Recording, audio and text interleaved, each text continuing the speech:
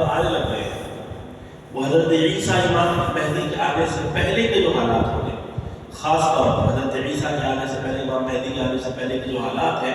وہ حالات اس طریقے سے بہت ضروری ہیں کہ اگر اس کے اندر امت مسلمہ کا جو طبقہ اللہ کی اطاعت میں رہے گا، اللہ کی فرما برداری میں رہے گا، اللہ تبارک و تعالیٰ انہی لوگوں کو چنے گا آگے کی نسلوں کے لیے کہ ان کی نسل کے اندر پھر وہ لوگ پیدا ہوں گے کہ جو حضرت عیسیٰ اور امام مہدی کا ساتھ دینے والے ہیں. اب اس صدی کے اندر جتنی تیزی سے ٹیکنالوجی تیزی سے بڑھ رہی ہے، اسی تیزی سے اللہ تعالیٰ چھانٹ رہا ہے لوگوں کو. اب یہ چھٹائی کا دور شروع ہو چکا، اب اس میں پیوریفیکیشن ہو رہی ہے. بہت تیزی سے لوگ ایمان سے باہر جا رہے ہیں، حقیقی معنی میں نہیں، حقیقی معنی میں اٹھا آ رہے ہیں، لیکن کلمہ پڑھنے والے لوگ بڑھتے جا رہے ہیں، لیکن بے عمل لوگ بڑھتے جا رہے ہیں. ایک طرف تو کلمہ پڑھنے والوں کی تعداد اتنی زیادہ ہے کہ 2050 تک دنیا کا سب سے بڑا مذہب اسلام ہوگا، اور وہ واٹس ایپ پہ، فیس بک پہ لوگ دوسرے کو بھیج رہے ہوتے ہیں اور خوش ہو رہے ہوتے ہیں کہ صاحب 2050 تک زیادہ بڑا اسلام دین، سب سے بڑا دین اسلام ہوگا. لیکن اب سب سے زیادہ بے عمل قوم بھی ہم ہی ہے. جس تیزی سے لوگ اسلام میں آ رہے ہیں نا، تو وہ جو آ رہے ہیں وہ پکے مسلمان ہیں، اور جو پکے مسلمان خاندانی طور پر تھے وہ اس میں جا رہے ہیں باہر. اب وہ بے نمازی ہیں، سود خور ہیں، حرام کھاتے ہیں، جھوٹ بولتے ہیں، وعدہ خلافی کرتے ہیں. پوری منافقتوں کی علامتیں ہم مسلمانوں میں عام ہو چکی ہیں. تو اب ہوگا کیا؟ اللہ تبارک و تعالیٰ کے جو لوئل لوگ نہیں ہیں، نیک انسان نہیں ہیں، جن کے دل میں تمنا خواہش نہیں ہے، ایسے لوگوں کو اللہ تبارک و تعالیٰ چھاڑ دے گا، بالکل الگ کر دے گا. جن لوگوں کے دل میں درد ہے، قوم کا درد ہے، امت کا درد ہے، حضور کی محبت ہے، اسلام کی محبت ہے، قرآن کی اطاعت ہے، ان لوگوں کو چھوڑا جائے گا، پھر ان کو نکالا جائے گا وہاں سے باہر. ان میں سے چند لوگوں کی اولادوں کے اندر وہ جراثیم رہیں گے، وہ حصہ پایا جائے گا کہ ان کی نسل کے اندر آگے چلنے کے بعد وہ لوگ پیدا ہو جو حضرت عیسیٰ اور امام مہدی کا ساتھ دیں. اس لیے بہت تیزی کے ساتھ اب امت مسلمہ کے اندر زیادہ تر جو لوگ ہیں وہ قرآن سے غافل ہیں، دین سے غافل ہیں، نماز سے غافل ہیں، حلال و حرام سے غافل ہیں. اب تو میں اکثر کہتا ہوں کہ لوگ روایتاً بچوں کو دین پڑھاتے تھے، روایتاً. اب تو ماشاءاللہ مبارک ہو آپ کو کہ اب لوگوں نے روایتاً بھی دین پڑھانا بند کر دیا ہے. ایک رواج تھا نا ہمارے معاشرے میں، اثر بعد جا کے دین پڑھ لو، مغرب بعد ذرا مدرسہ کے پاس چلے جاؤ، ذرا تہتانیہ میں بچے جا کے بیٹھ جاؤ، ذرا کچھ بچے بیٹھ جاؤ. اب جو آپ کو جو مسجدوں میں بھیڑ نظر آتی ہے نا، مثال کے طور پہ 2-4 بڑی مسجدیں ہوتی ہیں علاقے کی، ان علاقوں میں آپ جا کے دیکھتے ہیں 100 بچے پڑھ رہے ہیں، لیکن اس محلے کے اندر 500 والا بچہ ہوتا ہے جس میں صرف 100 آتا ہے. تو تعداد وائز اگر دیکھا جائے تو ہم اب صرف فیصد میں بہت کم فیصد دین پڑھنے آتے ہیں. اس کا نقصان یہ ہے کہ اب یہ جو آنے والی نوجوان نسل ہے یہ صرف برائے نام مسلمان رہ جائے گی. برائے نام مسلمان کیا؟ جمعے میں آیا کرے گی، جس طرح آ جائے گی آپ دیکھیے گا، جمعے میں نماز میں کبھی آ جایا کرے گی، کبھی عیدین میں آپ کو بھیڑ نظر آئے گی، رمضان کے مہینے کے مسلمان نظر آئیں گے آپ کو، اور پورا سال سناٹا کا سراوا رہے گا مسجدوں کے اندر جو ابھی بھی ہے. اب شروع ہو چکا ہے نا، دیکھیے آپ کی اپنی اس محلے کی آبادی اتنی زیادہ ہے. ایک صاحب سے میں کئی مرتبہ جب یہ بات کہتا ہوں، کئی مرتبہ کہتے ہیں صاحب وہ یہ لنگر ہاؤس کی آبادی نا، وہ یہاں سے نکل کے نا وہ گولکنڈہ میں جا کے بس گئی ہے، اور وہ ادھر بس گئی ہے، ادھر بس گئی ہے. اب یہ جمعے کے دن وہ ساری آبادی گولکنڈہ والی بھی واپس یہیں لنگر ہاؤس آ جاتی ہے. ان کے پاس اپنی مسجدیں نہیں ہیں وہاں پر پڑھنے کی، تو اسپیشل یہاں آتے ہیں. شاید ایسا نہیں ہے، کیسی بیوقوفی کی بات ہے. یہاں پر جتنے لوگ نماز پڑھ رہے ہیں تقریباً اسی محلے میں ہوتے ہیں، آس پاس میں ہوتے ہیں. وہ کوئی 500 کلومیٹر سے وجہ نماز پڑھنے نہیں آتے. 1-8 کلومیٹر کا فرق بھی نہیں، 200 میٹر کا فرق بھی نہیں ہوتا ہے. آپ دیکھیے نا رمضان کے اندر فجر کی نماز میں کوئی 5 کلومیٹر کا سفر کی نماز پڑھنے تو نہیں آئے گا نا. تو فجر کی نماز میں 6-7 صفحے کتنے پڑ جاتی ہے رمضان کے مہینے میں. وہ بھی رمضان میں فجر میں، چلو مغرب میں ایک آدمی چلتا ہوا جس نے اذان سنی، روڈ پہ جا رہا ہے، نے کہا چلو مسجد میں نماز ہو رہی ہے، میں آ جاتا ہوں. لیکن رمضان کے مہینے میں تو ماشاءاللہ سے جو ہے آپ دیکھیے کہ یہ والی 5-6-7 صفحے کبھی کبھی پورا پچھلا حصہ، یہ 2 پلرس تک جو ہے لوگ نماز پڑھ رہے ہوتے ہیں فجر کی نماز میں. اور آخری کے 10 دنوں میں تو اور نیک ہونا ہوتا ہے نا، کیونکہ رمضان جا رہا ہوتا ہے، وہ سیزن کا دور ہوتا ہے. ہوتا ہے اس طرح سیزن ہو تو کاروبار جتنا ہو سکے کر لو، تو اللہ سے کاروبار ہوتا ہے کہ چلو بھائی نیکی کا ڈرامہ بھی تو کرنا ہی ہے تو کر لیتے ہیں. وہ نیکی کا ڈرامہ چل رہا ہوتا ہے رمضان کے اندر، آخری 10 دنوں میں سب ڈرائیو بازی کر رہے ہوتے ہیں اور عید کے دن پورے فجر میں ڈرائیو ہو جاتے ہیں، کہتے ہیں فجر عید پڑھے کا نام نہیں جاتا، اور غلطی سے عید الضحیٰ ہو تو عید الفطر ہو تو وہ لیٹ ہوتی ہے، 9:30 بجے ہوتی ہے، 9 بجے ہوتی ہے گاؤں میں، تو آدھی قوم غائب ہو جاتی ہے ماشاء اللہ سے۔ تو یہ جو ڈرامے بازی ہے نا، یہ ہم کر رہے ہیں اللہ تعالیٰ سے، اصل میں ہم اللہ سے نہیں کر رہے۔ اللہ تبارک و تعالیٰ نے مکروا ومکر اللہ واللہ خیر الماکرین، اگر تم اللہ سے مکر کرو گے تو اللہ تدبیر کرے گا، اگر تم اللہ کو دھوکہ دو گے تو تم اللہ کو دھوکہ نہیں دے سکتے۔ اللہ تبارک و تعالیٰ تمہیں کیا کرے گا، جن سے اللہ دین لیتا ہے ان سے اللہ اپنے چھین لیتا ہے۔ اللہ کسی سے جب دین لیتا ہے دولت نہیں چھینتا، دولت بھر کے دے دیتا ہے، جا بھی جا عیش کر جا، تماشے کر رہا تماشے کر رہا، اب وہ اپنی گاڑی میں کار میں بنگلوں میں خوش ہے۔ ہمارا طبقہ نوجوان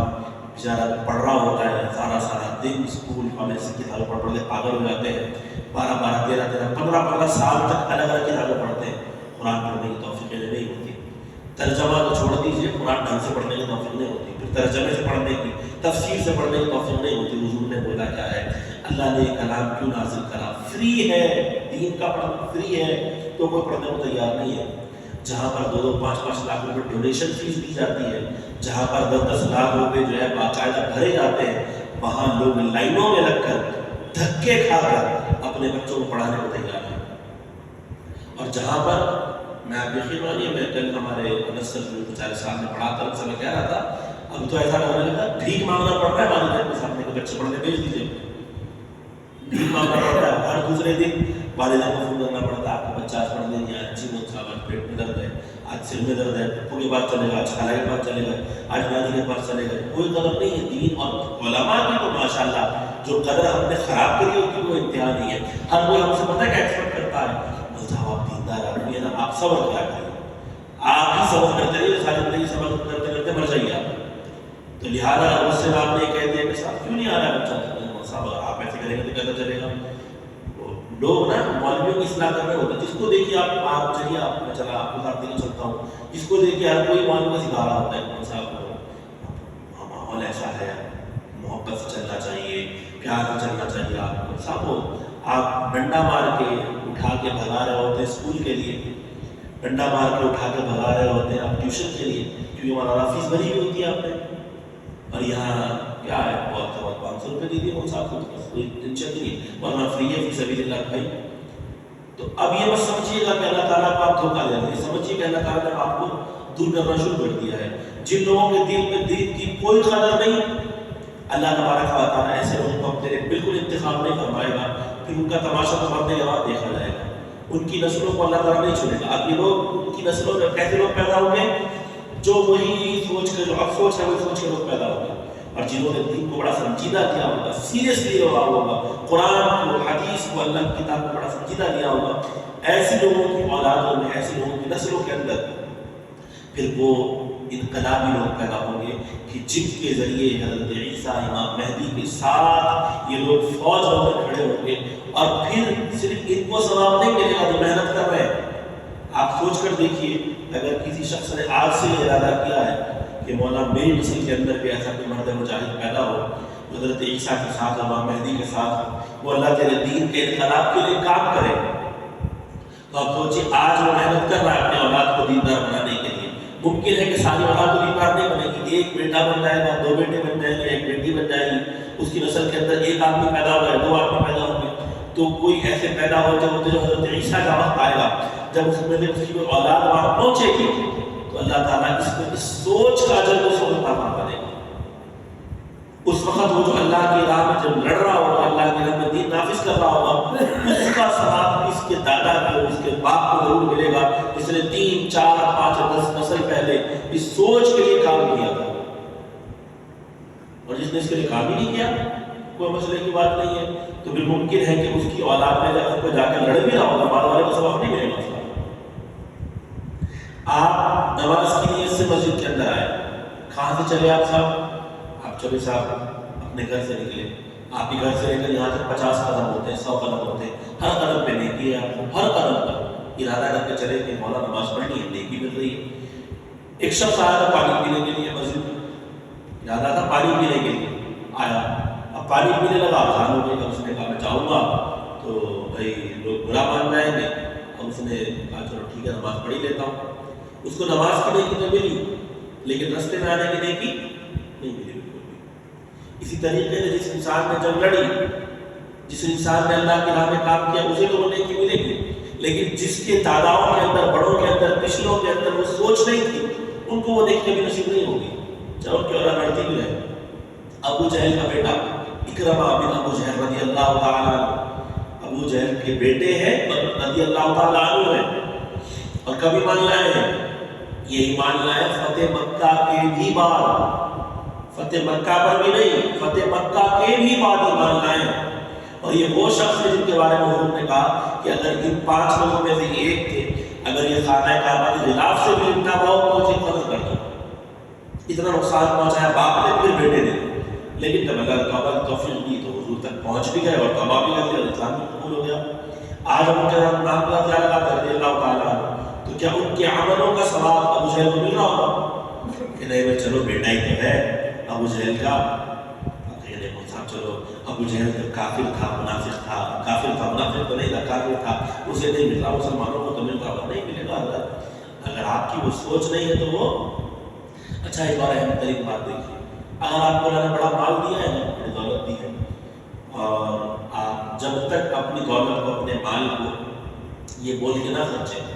کہ یہ والا مال اشارے ثواب ہے میرے والد کے لیے، مرحوم کے لیے، میری والدہ مرحوم کے لیے اشارے ثواب ہے، تب تک اس مال کا ثواب انہیں نہیں پہنچتا۔